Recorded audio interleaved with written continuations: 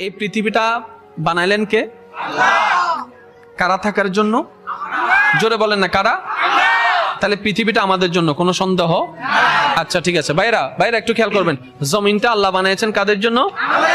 তাহলে আল্লাহ থাকবে না, ফেরেশতাও থাকবে না, তাহলে আমাদেরকে ছেড়ে দিছে দত্তরা থাক। এটাকে আমরা কিনছি নাকি আল্লাহ দিছে? আমাদের তো মালিকানা নাই, তো ঝগড়া করি যে এই না আর কথা বলে না, এই জায়গায় না আর এই আন ইনলে সুজা ওমা আল্লাহ কয় তোর কি না, আই এম সরি।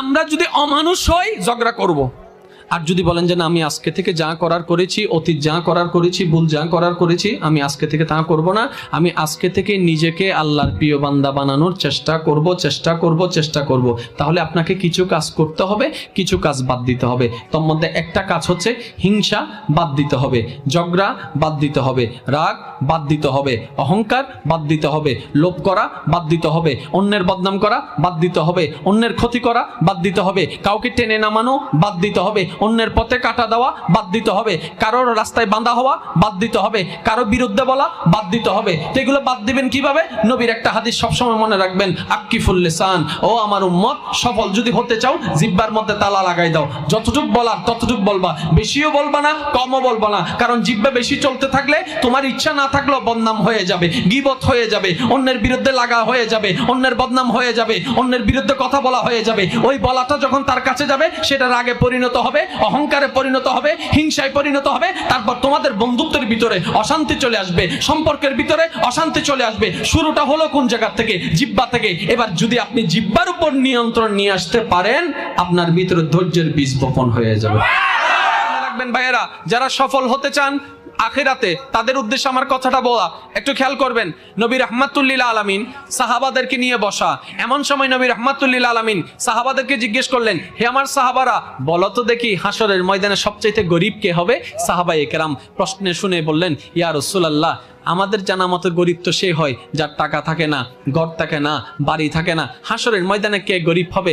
আল্লাহু ওয়া রাসূলু আলামু, আল্লাহ এবং রসুলে ভালো জানে। এবার নবী রাহমাতুল লিল আলামিন বললেন, হাসরের ময়দানে সেই ব্যক্তিটাই সবচাইতে গরিব হবে যার আমলনামায় পার হওয়ার জন্য অনেক নামাজ থাকবে, অনেক রোজা থাকবে, অনেক হজ থাকবে, অনেক যাকাত থাকবে, অনেক নেক আমল থাকবে, কিন্তু সে দুনিয়াতে কারো সম্পদ মেরে খেয়েছে, কারো জায়গা দখল করেছে, কারো টাকা মেরে খেয়েছে, কারো বাকি দেয় নাই, কাউকে কথা দিয়ে কষ্ট দিয়েছে, কাউকে শক্তি থাকার কারণে, পাওয়ার থাকার কারণে হাত দিয়ে কষ্ট দিয়েছে, কাউকে ধমক দিয়ে কষ্ট দিয়েছে, কাউকে জবান দিয়ে কষ্ট দিয়েছে, কাউকে হাত দিয়ে কষ্ট দিয়েছে, কারো পথে বাঁধা হয়েছে, কারো রাস্তা বন্ধ করে দিয়েছে, কারো জায়গা দখল করে নিয়েছে।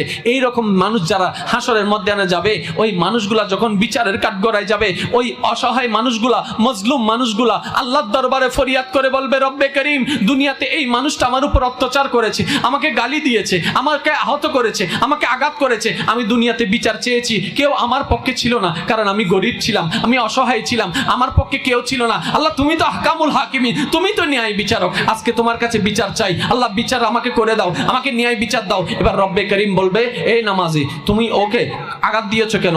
তুমি তার টাকা মেরে খেয়েছো কেন? তুমি তার জায়গা খেয়েছো কেন? এবার আল্লাহ পাক বলবে, তার জায়গা তাকে ফেরত দাও, তার টাকা তাকে ফেরত দাও। এবার সে বলবে, আল্লাহ এখানে তো কোনো টাকা নাই, এখানে তো কোনো জায়গা নাই, আমি দিব কিভাবে? রব্বে করিম বলবে, তাহলে জায়গার পরিবর্তে কিছু নামাজ থেকে সওয়াব দিয়ে দাও, টাকার পরিবর্তে কিছু তোমার যাকাত থেকে সওয়াব দিয়ে দাও। দিতে দিতে দিতে দিতে দিতে দিতে পাওনাদারের সব মিটাতে মিটাতে মিটাতে যদি এতটুকু তারা সন্তুষ্ট হয় তাহলে তো হয়ে গেল, আর যদি এতটুকু সন্তুষ্ট না হয়, অর্থাৎ তার কষ্ট দেওয়াটা, তার অন্যায় করাটা, যদি মানুষের উপর জুলুম করাটা যদি বেশি হয়ে যায়, তার নেকি দেওয়ার পরও যদি কভার না হয়, এবার আল্লাহ পাক বলবে, তাদের গুনাহ তুমি নিয়ে নাও, তাদের গুনাহ তুমি নিয়ে নাও। এভাবে করতে করতে নবী রাহমাতুল লিল আলামিন বলে, যে অনেক নেক আমল নিয়ে যাওয়ার পরও শুধু মানুষকে কষ্ট দেওয়ার কারণে সে হাসরের ময়দানে গরিব হয়ে যাবে, গরিব হয়ে